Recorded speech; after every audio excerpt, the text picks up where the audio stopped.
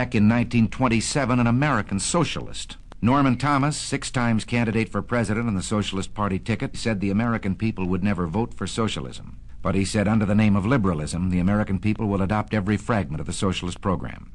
There are many ways in which our government has invaded the precincts of private citizens, the method of earning a living. Our government is in business to the extent of owning more than 19,000 businesses covering 47 different lines of activity. This amounts to 1/5 of the total industrial capacity of the United States.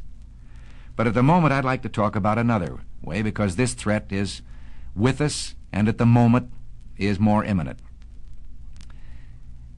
One of the traditional methods of imposing statism or socialism on a people has been by way of medicine. It's very easy to disguise a medical program as a humanitarian project. Most people are a little reluctant to oppose anything that suggests medical care for people who possibly can't afford it.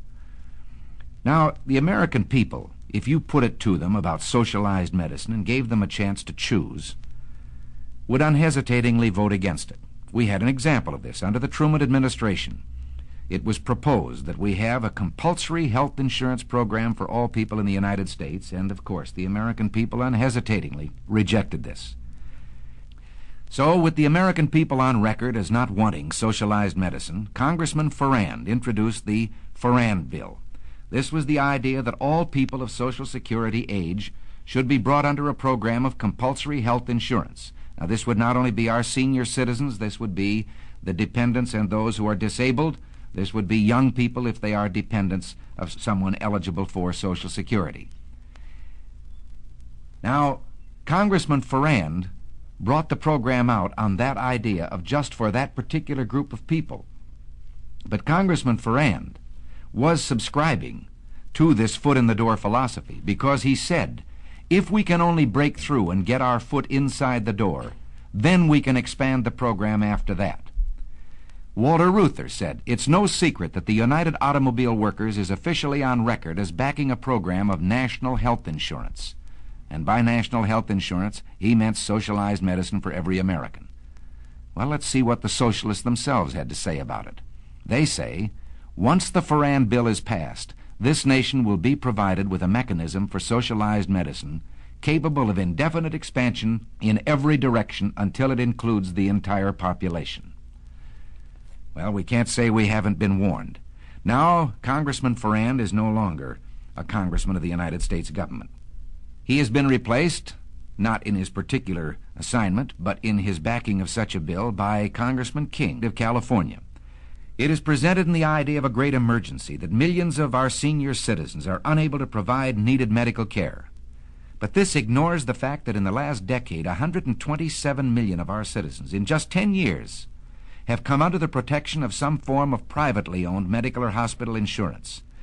Now, the advocates of this bill, when you try to oppose it, challenge you on an emotional basis. They say, what would you do? Throw these poor old people out to die with no medical attention? That's ridiculous, and of course no one has advocated it. As a matter of fact, in the last session of Congress, a bill was adopted known as the Kerr-Mills Bill. Now, without even allowing this bill to be tried to see if it works, they have introduced this King bill, which is really the Farrand Bill. What is the Kerr-Mills Bill? It is a frank recognition of the medical need or problem of our senior citizens that I've mentioned. And it has provided from the federal government money to the states and the local communities that can be used at the discretion of the state to help those people who need it. Now, what reason could the other people have for backing a bill which says we insist on compulsory health insurance for senior citizens on a basis of age alone, regardless of whether they are worth millions of dollars, whether they have an income, whether they're protected by their own insurance, whether they have savings? I think we could be excused for believing that, as ex-Congressman Farrand said, this was simply an excuse to bring about what they wanted all the time, socialized medicine. James Madison, in 1788, speaking to the Virginia Convention, said, "Since the general civilization of mankind, I believe there are more instances of the abridgment of the freedom of the people by gradual and silent encroachment of those in power than by violent and sudden usurpations." They want to attach this bill to Social Security, and they say here is a great insurance program now instituted, now working. Let's take a look at Social Security itself. Again, very few of us disagree with the original premise that there should be some form of saving that would keep destitution from following unemployment by reason of death, disability, or old age. And to this end, Social Security was adopted. But it was never intended to supplant private savings, private insurance, pension programs of unions and industries. Now, in our country, under our free enterprise system, we have seen medicine reach the greatest heights that it has in any country in the world. Today, the relationship between patient and doctor in this country is something to be envied any place. The privacy, the care that is given to a person, the right to choose a doctor, the right to go from one doctor to the other. But let's also look from the other side at the freedom the doctor loses. A doctor would be reluctant to say this. Well, like you, I'm only a patient, so I can say it in his behalf. The doctor begins to lose freedoms. It's like telling a lie, and one leads to another. First, you decide that the doctor can have so many patients. They're equally divided among the various doctors by the government. But then the doctors aren't equally divided geographically. So a doctor decides he wants to practice in one town, and the government has to say to him, you can't live in that town. They already have enough doctors. You have to go someplace else. And from here, it's only a short step to dictating where he will go. This is a freedom that I wonder whether any of us have the right to take from any human being. I know how I'd feel if you, my fellow citizens, decided that to be an actor, I had to become a government employee and work in a national theater.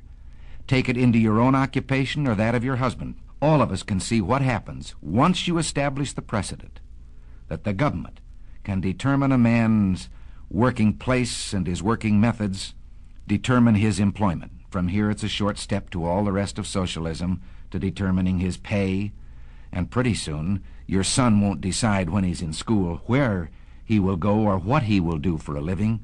He will wait for the government to tell him where he will go to work and what he will do. In this country of ours took place the greatest revolution that has ever taken place in the world's history, the only true revolution. Every other revolution simply exchanged one set of rulers for another. But here, for the first time in all the thousands of years of man's relation to man, a little group of men, the Founding Fathers, for the first time, established the idea that you and I had within ourselves the God-given right and ability to determine our own destiny. This freedom was built into our government with safeguards. We talk democracy today, and strangely we let democracy begin to assume the aspect of majority rule is all that is needed. Well, majority rule is a fine aspect of democracy, provided there are guarantees written in to our government concerning the rights of the individual and of the minorities. What can we do about this? Well, you and I can do a great deal.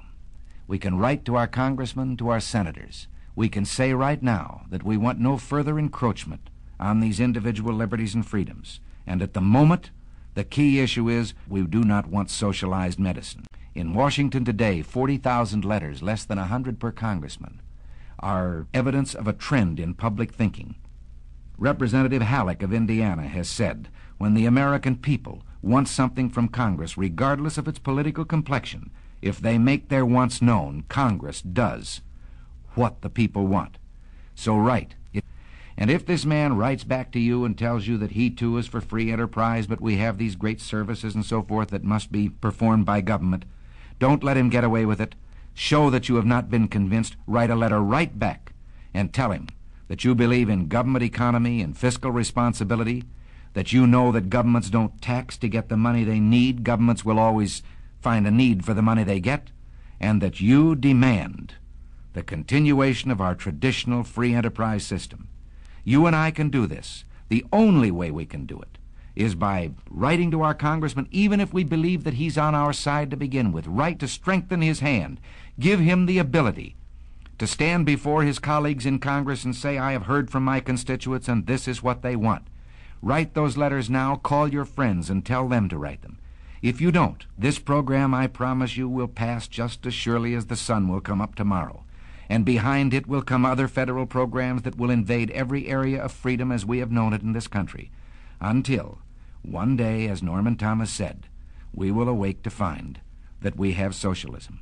And if you don't do this, and if I don't do it, one of these days you and I are going to spend our sunset years telling our children and our children's children what it once was like in America when men were free.